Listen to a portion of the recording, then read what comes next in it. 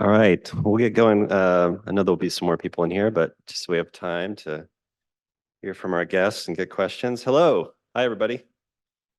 Hi. Yeah. Thanks for joining us. If you don't know me, I'm Jordan Munson in the Department of Music and Arts Technology, but also along with Associate Director of Career Development, Michelle Winkleman, part of career advising. And so we're really fortunate the last couple of days to have FourTen Media with us. You probably have seen them floating around in your classes with giant cameras if you're a student here.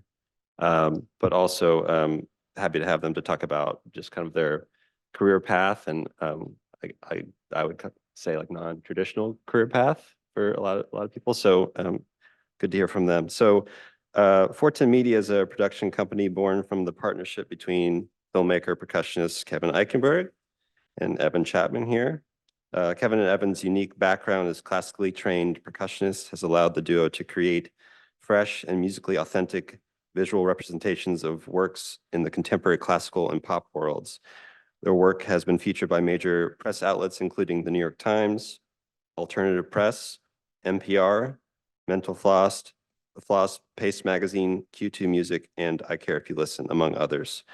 And you should check online. Their list of clientele is also very impressive. So I think to start, I'd like to show you their reel for this year. It gives a bit of context, and then we'll jump into some discussion.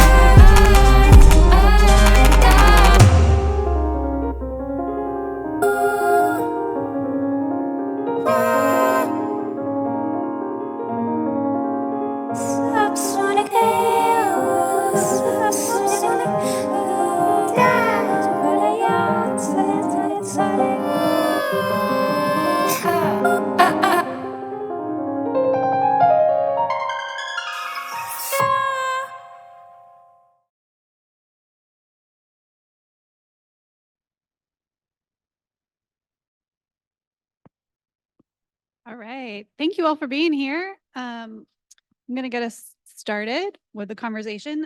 We've got some questions here to work from, but as things kind of go along, we might take a little tangent depending on where we go. We'll also try and leave a few minutes at the end for any questions that you all have.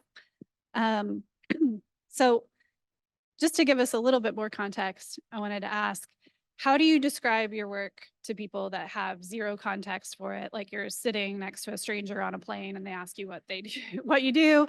And then also follow-up question to that, how might that way of describing it differ from how you think about your work? Yeah, so it took us several years to arrive at this description, but the simplest version is a film production company that films music videos for classical musicians is the shortest version of that. But the way that that differs from what we actually do is classical music is a very specific thing, and we work with a lot of living composers and new music that's being created now.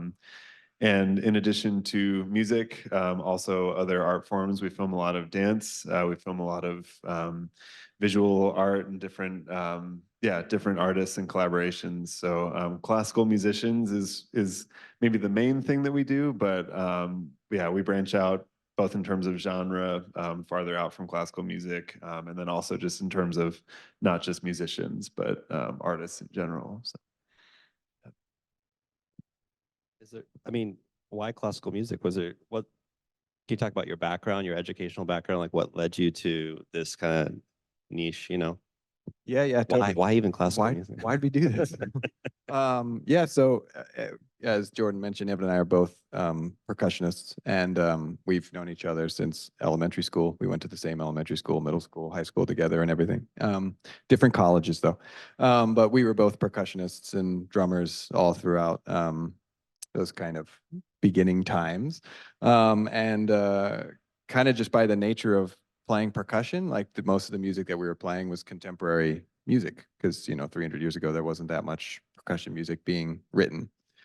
So I think kind of having that already, that like leaning towards contemporary music and composers who were still living, especially following that up once we went into college and continued studying. I think that kind of got us inclined into that contemporary classical place.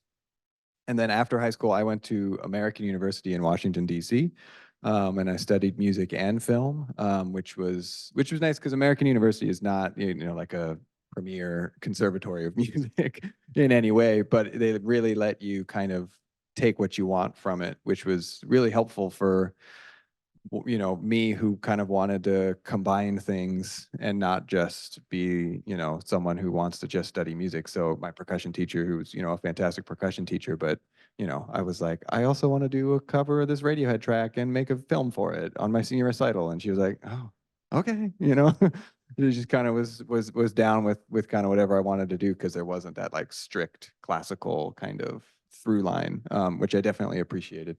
And so yeah, that kind of is I had already been into film when I was a percussion, when in high school, when I started to kind of discover I loved that part as well, which is why I continued it into college.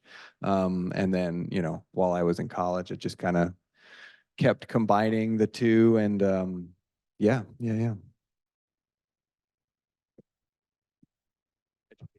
Tell me, what about you?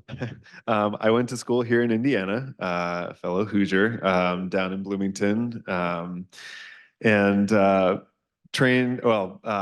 up playing rock drum set was kind of my main thing, but classically trained down at IU in classical percussion. I did not do a film major in school, and so my learning how to do that was very much just playing around and tinkering and Googling and YouTube tutorials, and also just learning together with Kevin and figuring out different techniques and that kind of thing.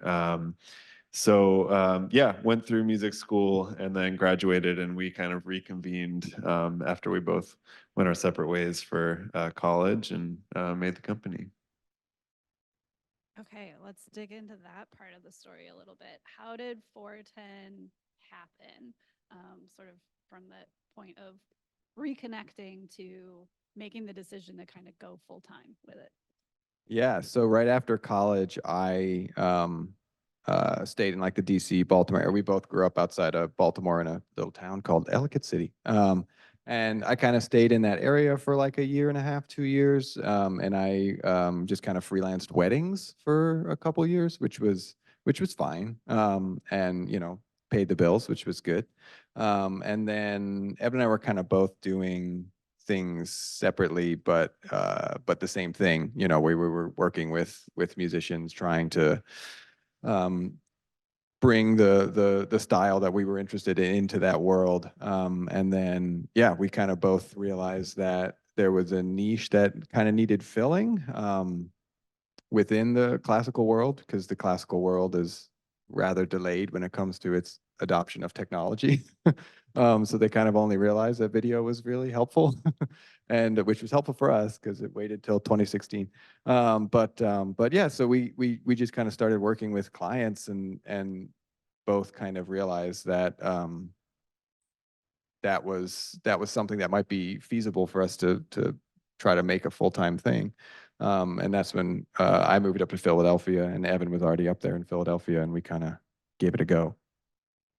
Yeah, and I guess just to add to that, and also kind of going back to the previous answer, which was in music school, but and was studying and taking lessons and focusing on music, but was also finding that my we were doing the same thing in different places, but our classmates and colleagues were always asking for or always needed video and photo, and we both had just an interest to do that. Obviously, Kevin was a film major, but I was just, enjoyed playing with cameras, and I always liked taking pictures and filming. And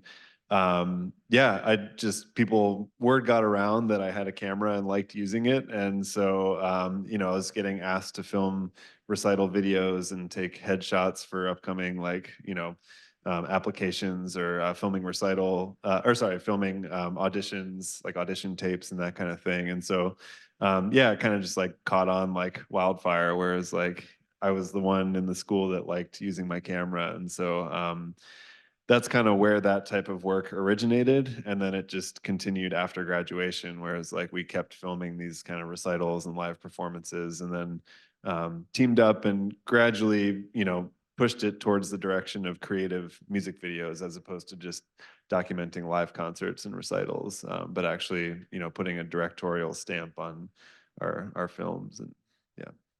That was kind of there we go. I think that was kind of always like where we wanted to go with it, because there's a need for archival recording and documentation recording and that, but yeah, like Evan said, you can't really put your artistic stamp on it. And so we knew that we wanted, we loved how movies are filmed. We wanted to take those like cinematography looks and tips and stuff and put that into the music that we wanted to make videos for. And so I think our goal was to always try to like get there, but there was also that need for more archival stuff. So whenever we could try to find a client that was willing to do something crazier, we'd always be like, yeah, let's do that, and so just like trying to convince people that it would be something they wanted, and it always was, so it always worked out. So was that process more gradual, or was there like a tipping point or a couple of tipping points where you were able to more fully establish yourself as doing that? A little bit of both. It's been a very, very gradual shift. And even now we're kind of like finding the balance of creative films versus more documentation style work. But there were also a few projects along the way that we can kind of pinpoint and be like, these people trusted us to just kind of go wild with the video. And for the first few times that happened, it usually meant like taking some of our own money to make that happen, because we had to like convince people to trust us to get wild with it. And so I can think of examples of videos where we basically took our whole fee and put it into a really cool location. And it was like, all right, we're just like, we want to make this a film that we can show people, put in the reel, like really put our stamp on it. But we hadn't quite gotten to the point where people were coming to us for that work. And then just very gradually over the years, more and more people have seen that kind of work and hired us for that. And just a slow process of convincing people to let us have fun with it. I want to follow up on that, because I'm curious too about, I was hoping you were going to name drop somebody there, but anyways, there's kind of what I see as being in that world too, like a post you all being involved brand for modern classical music videos, that it went from, we're just going to document in a concert hall, to these music videos. And there's a lot of 410 and copycat companies now, really, that are trying to do this same kind of style. So, how does that make you feel as you build a brand? You've kind of shifted that part of that niche of the music industry too. Just like, what's your thoughts on that? Yeah, I feel like I wouldn't call them copycat, but I called it that. You didn't call it. But it's I think it's just people started to a lot of the music that we love is like very cinematic feeling, and so or is like saying a lot of stuff. Obviously, classical music is also very cinematic too, but like, it's can't think of a composer right off the head, but like Max Richter or something, who's, very much on that line between like cinematic writing and also contemporary, writing or anything Johan Johansson, has done. Like all that kind of stuff is, some of that's obviously written for film, but it also is just beautiful music. And there's a lot of composers that are writing music like that. And it's like, we were just so inspired by that. And so, it's not, we don't have the stranglehold on being inspired by it. So we're like, it's kind of cool. We have done a couple other things like this, over the last, 5 or 6 years. And we have seen like some people that we've like met on those things, like start their own companies and kind of do a similar thing, which we think is super cool. So yeah. Something else I've been thinking about, coming at it from like a musician and like composer standpoint, which is that like there are tons of musicians out there, like there are also tons of film production companies out there, and so it's not like, if I'm a percussionist and there's another percussionist, there's no like competition that we play the same thing, just because we're very different people and we do different things. And so also in that progression from archival kind of document, like filming a concert, to directed music videos, it's like anyone can come in and put a light on a stand and put a camera in the right place and make it look good, but not everyone has our brains and our history and our vision. And so just trying to be, yeah, and we don't have theirs. And so just having that confidence of being like, there might be other companies that are in the same world, but they're not us, and they don't come to projects from the same place that we do. And so they're, if you think of it that way, it's not really competition. It's more just like people will come to us when they want our thing, and they'll go to them if they want their thing. Yeah. Every now and then, like we'll see someone that we have like looked up to for a long time that, films is in like the world of actual like big budget movie making, like the New York Phil one, or the New York City Ballet one that you had just sent to me like couple weeks ago, and I had seen on mine, and it's like incredible. And we just like look at that and we're just like, oh man, that's awesome. It's just like we would love to do that too. But they, a lot of yeah, so it kind of goes both ways. So kind of getting into a little bit more of I mean, I guess just building on that, how do you find the folks that you want to collaborate with, or your clients, or how do they find you? And then, given that you have this specific viewpoint or way of approaching it, how do you determine what is a good fit for your company and what's not? Like what falls in line with what you want to do? Have you been approached with projects that you're like, consider it first and then go, oh, maybe not? Or where do you know it's like, this doesn't fit what we do? Yeah, so fortunately, because we're both musicians and because we're in this like just kind of small world of contemporary classical music, that it's pretty much all word of mouth. And when we were first starting out, we filmed a lot of percussionists just because we're both percussionists. And so, yeah, the world of classical percussionists in America is very small, and everyone knows other people. And so, yeah, it was just a lot of word of mouth and sharing the projects. We also have the benefit of like our promotion is our product. And so like people want to share the videos that we're doing, because that's why we film them. And so it's in their best interest to share them around and send them to people. And so that does the promotion for us as the company. And yeah, so fortunately, we've never really had to do a ton in the way of like active marketing or anything. It's just a lot of word of mouth, and this person knows this person, and they saw the video and they reach out to us. And then in terms of the collaborators,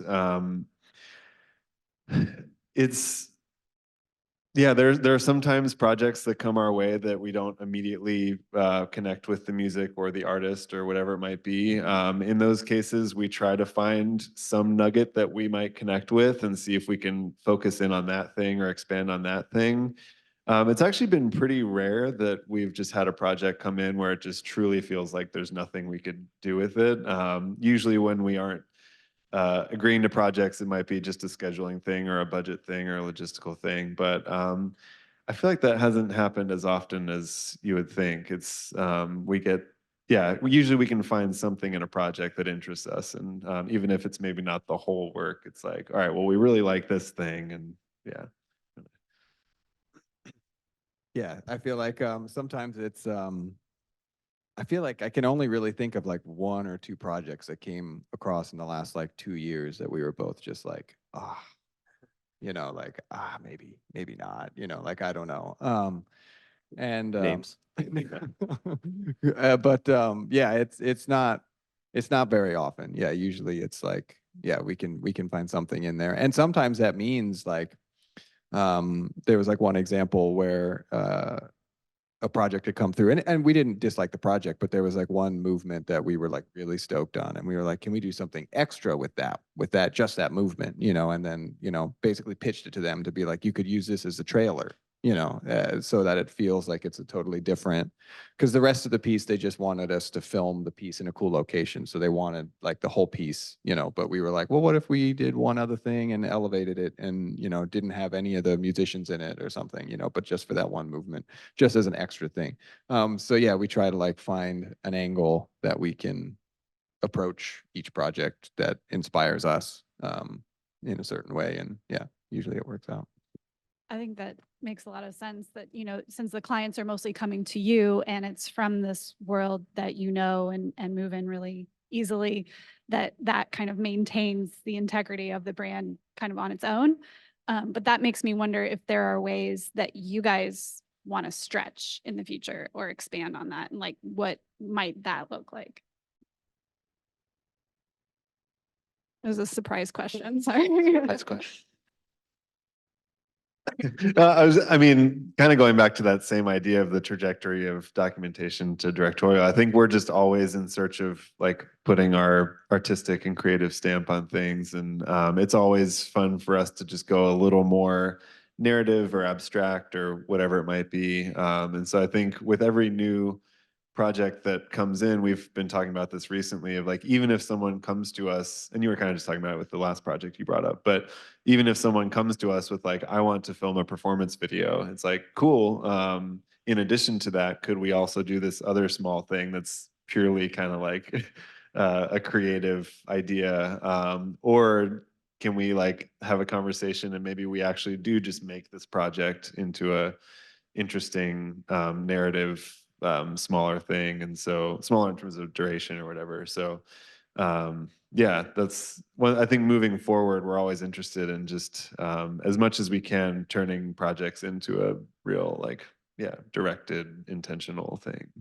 Yeah, and in terms of stretching, I don't know if it's necessarily something that we're looking like to do more all the time, but we I guess it was, gosh, it was like 3 years ago now. We did during the pandemic, the Curtis Institute in Philadelphia, they did all their operas like filmed because they couldn't do them online, and Curtis's opera budget is like insane. So they like really wanted to do it. They had plenty of stuff like in terms of studios and stuff that they could rent. They had the whole orchestra there, and they had like they had hired a director, but it was a stage director, and they needed someone to kind of translate, everything from that world to the film world. And so we were kind of hired as like directors of photography, but also like kind of as like half directors, to kind of help the direct work with the director to translate things. And I think that like taught us a ton of stuff for, theater doesn't block the same way that camera blocks, and so we learned a lot. Like we like knew those things, but we like while we were filming, we were like, oh man, if this was just us, like we would do this very differently, but also trying to hold that person's vision together, so it's very much like a juggling act of that project was very much a juggling act of working with them and seeing where we could put our stamp in and where we needed to let them put their stamp in, and kind of have us get out of the way for that. Kind of a long way of basically saying like, it had its challenges, but it was an interesting way of having us kind of stretch to kind of understand like, okay, telling a story with actors on stage and with everything is like, is we don't do a ton of working with actors but it would be interesting to kind of stretch into that area where we would do that more, where we can kind of have more of a say over what that may look like and that kind of thing. You mentioned, referrals and getting clients, but you also have a lot of repeated clients and, and people coming back to you quite a bit. And so, and we're friends and I've worked with you on a number of projects. And so I want to ask, like, what's the advice you give? Like, how does that work for you? I always come back to the, pretty general, you work with people you want to be around. And I think that stems to like the recording studio or any kind of collaborative art practice. And there's so many people that have that skill set, right? And so do you think it's something to do with that, or what kind of advice do you give to like keep those clients essentially? Is it the glasses? Is that it? It's the glasses that everyone likes Evan more than me because he has the glasses. But yeah, it's kind of, I mean, it kind of goes back to like the age old, like, be a good hang too, so it's like, but not just that, it's also, I think we're in a bit of a unique place where people come back to us a lot because we're operating in a field that's not a visual field. Like, we're working mostly with musicians, or other, sometimes, like Evan said, sometimes with dancers, and composers, and they feel really comfortable with us because, like I said before, we can kind of speak their language. And so, sometimes we'll get an edit map or we'll get edits from clients that are just written on their score, and then they know that we can read the score and be like, okay, I know exactly what they want where. And so I think that level of comfort is really helpful, specifically kind of for where we operate. But that translates to everything, where it's like just making sure that the clients that you're working with like feel very comfortable and very much like they don't need to worry about anything. It's like if they're going to be in okay hands, and we'll work with them to figure it out. So yeah, I feel like that usually leads to just like having a really positive experience with the client. And then that means that like next time they have a piece that they want another video for, they feel comfortable coming back. So yeah, we do have a lot of repeat clients, and we're pretty proud of that. Yeah, kind of along those same lines. I think just the specificity of the niche that we're in kind of does a little bit of that work for us, because it's not like we're, a commercial film production company that has to compete with a million other commercial companies. Like, why keep coming to us if you could just go to someone else? Like, we do such a specific thing that it feels like, because we're kind of that liaison between film and music, and we know how to read scores, and we also like understand maybe that's a big thing, is that we just understand the difficulties that musicians have too. Whereas, we've heard stories from the people we're filming where they'll go on another video shoot, and it's, the production company doesn't know anything about what they're going through and the music they have to be reading and all the stuff. And it's very stressful for them, because it's like, I have all these considerations and you're in your own world, and we're just not meeting. But we often have to make many accommodations, especially because we film very complex new music, and there's big scores involved, and there's, like extended techniques that people can't play all day, and like they only have a couple stabs at it. And so the fact that we understand and can sympathize and like have a conversation with those people about that kind of stuff, I think makes them just feel a little more understood and safe. And yeah. I had a quick follow-up. I just thought of, this is all surprise questions. None of this matters. But does that ever make you've talked a lot about kind of the special clients that you have and all that. As a company, does that ever make you nervous? Oh yeah, for sure. I mean, like because we've worked with like Philip Glass and like Steve Reich, and we've, those are people that we studied in school, and we, played their music and was like, oh, I love playing Philip Glass's opening on marimba, and then, when Philip Glass's like management company calls you and says, we want to do a video series for like his 85th birthday, and you're like, oh, Jesus, okay.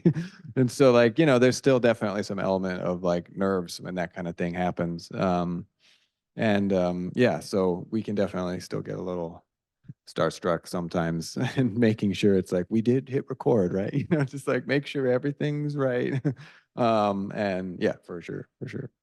the edit that we did, the Philip Glass that's in the reel, yeah, I mean, he's, you know, legendary and one of our biggest influences. And I had to do a lot of like stabilization on my camera in that edit because I was just shaking because I was so nervous. I was, you know, a couple feet away from him. So yeah, these are definitely like celebrities in our eyes in our very specific little world. So yeah. Okay. One more like businessy question. What about your business were you not able to anticipate when you first started? Or like, what do you wish you would have known? Yeah, for sure. So a big thing for us, we should have anticipated this, but we didn't, which was just like the logistical side of like finance and taxes and like all that stuff. Cause, you know, even if you're a solo company, it's like you're a small business, you know, like that's if you're just like, you know, doing graphic design as a freelancer, it's like you are a small business. Like you have a brand and you are like all the things that apply to you. Including all the complications of like, okay, well, how much from this check do I hold out from taxes? How much should I put back into the company? Should I keep this for myself? You know, like all those questions. And then, yeah, just like learning how to use TurboTax. It's just like, it's really like stuff that you don't really feel like spending time on because you're like, I'd much rather just be doing the fun stuff. But beyond that, it's also just the logistical things of like, for instance, the first project that we had to rent gear for, and we like didn't know like you need an insurance policy. It's just like, oh man. And you know, we didn't know like all the intricacies of other gear that we never use. So we don't know what we need. You know, it's like we have to shoot this and the idea is this, and we know we don't have the capability of doing it with the gear we have. So like how can we find out what we need? And sure, we can like try to YouTube stuff and that's a super handy resource. And that's like 95% of what we do. But like when we were first starting out, we felt like if we like asked, like we found a rental house in Philadelphia, that's really great. And so but we still like felt nervous like when the first couple times we rented from them to be like, so what light would work for this? You know, and because we were like, they're gonna know we're noobs, they're gonna know like we don't know what we're talking about. And so we just like didn't ask for help a lot of the times, and they'd be like, and we'd be like, this light looks like the biggest light that we can plug into a house socket, so let's just get that one. And then like, you know, later on we were like that maybe wasn't the right tool for the job, so we should have just like been like, hey, like we're new and we could really use some info for what, you know, and just asking for help from people that can give it to you. But we were too foolishly proud and didn't want to look like we didn't know what we were doing when we didn't. But you know, so like those kinds of things of just like, yeah, how much do things actually cost, you know? And instead of just being, I still do this sometimes where it's just like, we'll figure it out, and it's like, will you though? You know, so it's like, you know, knowing that like, okay, well, if we want to do this idea, we're going to need XYZ, and that's going to cost this much money. And so we just need to have that for this. So yeah, it's a lot of like the logistical side of things of just, yeah, how much things cost, what are taxes, what's going to What are happen. taxes? I mean, no one knows. No one knows. They don't even know. I feel like pricing work is like one of the hardest things for every creative person, and such a, I mean, it's a question that comes up all the time. I feel No, I think you said it best. Yeah, like taxes. tax.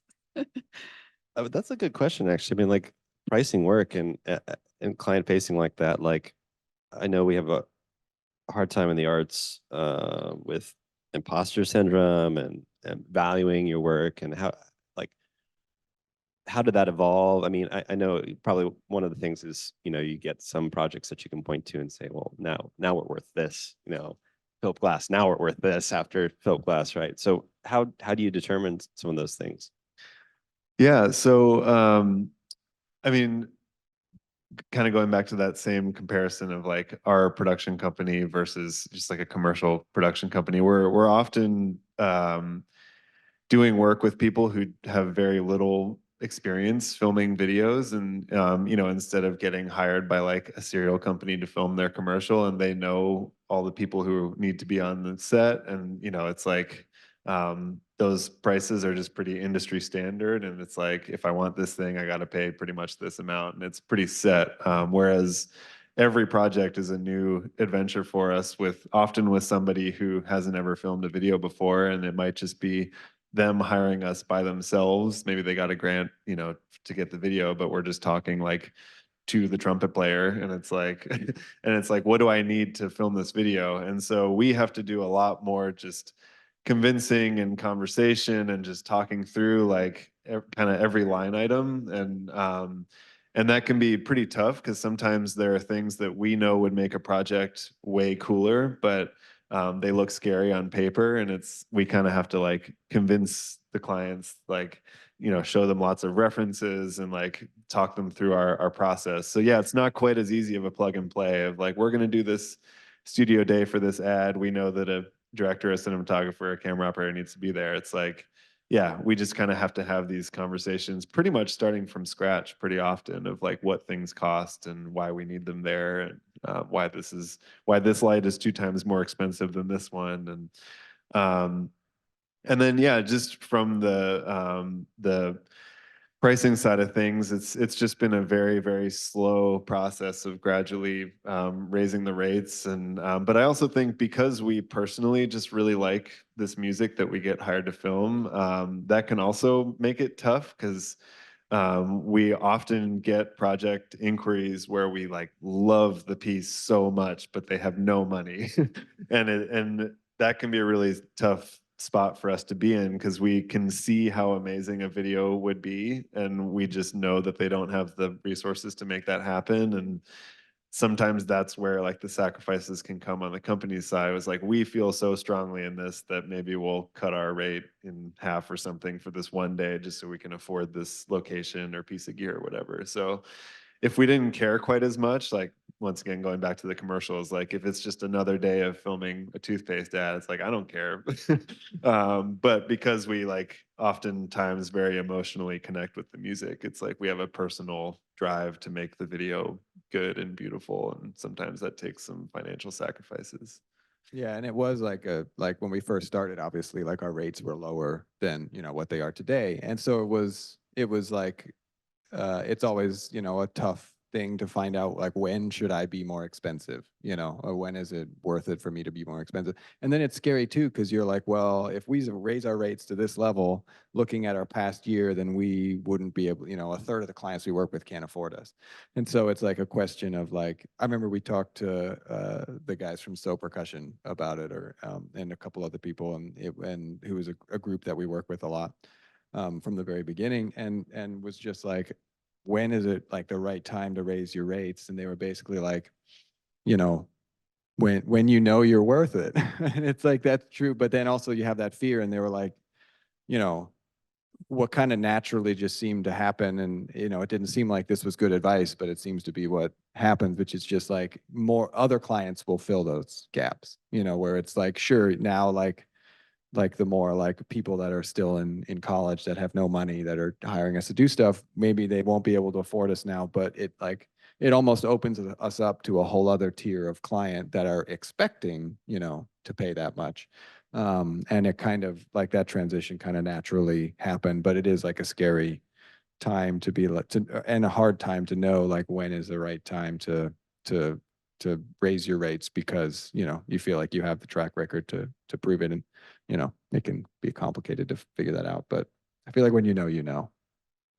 Yeah, and it's also like it's always kind of a puzzle of the rates, because there's like, you know, our fees just to work for a day, but the projects do the most scaling, just all the other stuff. Like it's the gear rentals, and it's the locations, and it's the wardrobe, and like, and so that can be a way for us to kind of scale, where it's like, this project doesn't have a ton of money, so maybe we can't have all the bells and whistles, and we can't fly to some crazy place to do it. But you know, our rates still kind of stay intact, and we maybe do it a little smaller, closer to home or whatever. So Let's maybe do like one rapid fire type question, and then we'll turn it over to you guys. So be ready. What career advice would you give your college age self?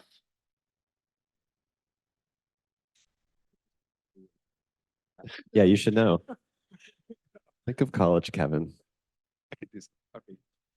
Well, I don't know if this is like specifically career advice, but I've just taking the time when we were younger in college to just use that as like experimentation time, because that's when you have lots of inspiring colleagues very close by, and you have facilities and equipment and so, yeah, I feel like really taking advantage, which I think we both did, but just really stressing that, like taking advantage of what you have there and just, yeah, finding time to just play and do stuff with your friends. And I feel like we came across some pretty like formative ideas and techniques and stuff just from experimentation based on the resources and facilities and stuff we had early on.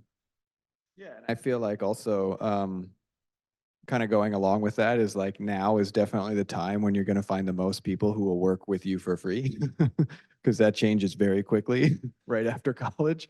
And so, yeah, just like I remember doing just like random projects and, you know, being like, hey, you want to come like shoot this thing with me like 3 nights a week and we're going to film till 4 a.m. and it's going to be fun. And they're like, awesome, you know, and they just come along and they do it. And now it's like we don't even feel comfortable asking friends to work for free because it's like they got families to feed. You know, it's like this isn't it like it yeah, it's like, you know, obviously sometimes people still will cut their rates and do things to make, you know, to do fun things together. But like it's now is definitely the time where the most, you know, free and fun labor can be had. But also, you know, one thing that I always worried about was just like not being afraid to actually be in a niche, you know, because you know, being the best at one really specific thing is not a bad thing, you know, like, because then anyone who needs that thing is going to be like, you're the person for that. So I'm going to call you for that.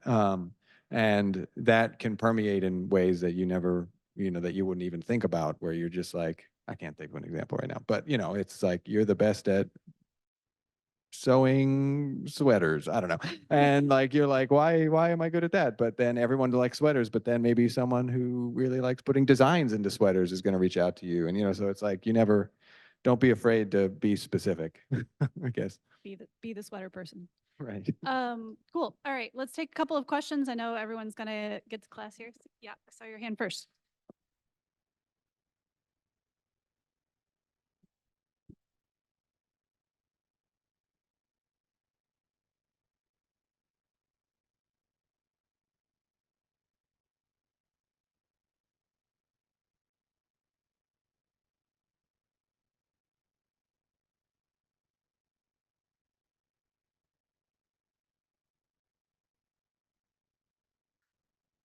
Yeah, so I think the reels have always been important for us because they're small snippets from projects, but it's also like we can curate those edits towards the kind of work that we want to get. And so, especially at the beginning, we often found ourselves like, we'd do a project, but there would be like one angle from one project where it's like that could go in the reel. Like the rest of this project looks pretty bad, but that one's going to be like 5 seconds in the reel.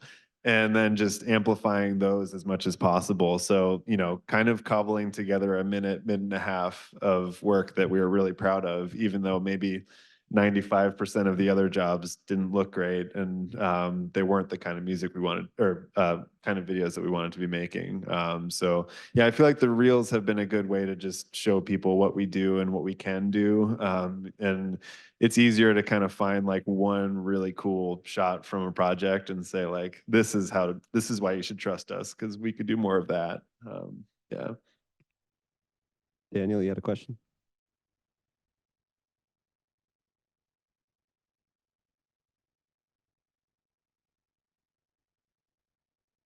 Well, I know really early on, like in high school and then going into college, like cinematography wise, like one of our huge influences, I think for both of us, was like all the Fincher films, like David Fincher films. Like we just like loved that vibe and aesthetic, just like a far more moody and kind of grungy aesthetic. And so I feel like even today, I feel like you can still really feel that a little bit. You know, it's not very often we do bright stuff. But so that I know at least visually that was like a really big early one for me. Yeah, in terms of like cinematography and that kind of stuff. Yeah. That's a good one. I feel like this question is always so hard for me, but yeah. I don't know. Musically, I think we both have always been really into like minimalism and, you know, like I said, like Philip Glass and like Steve Reich and that kind of stuff early on. And then, you know, a lot of electronic artists too, even in like high school and college, like Niels Fromm, like just like really big influences on us for that. But yeah. I know now you're taking some influence from more, experimental like video artists, right? I mean, as you're getting into more experimental work. Yeah. I only know that because you've sent me some stuff. So yeah. Yeah. Yeah, especially for music videos, they can be very specific and very abstract, and it doesn't need to be like a feature film that has dialogue scenes and stuff. It can just be a series of very striking images. And so we've definitely thrown around references just from like fashion shoots, which are often very experimental, and or yeah, visual art, video installation kind of stuff. And Khalil Joseph, we should definitely say. there Khalil we go. Joseph. That's Yeah, the yeah. one. I was like, I know I'm going to remember my influences as soon as we leave. But yeah, there's a director, Khalil Joseph, who has always been a big one for us. Yeah. Terrence Malick's been big too. We love Yeah. Terrence Malick's work. You should watch his movies.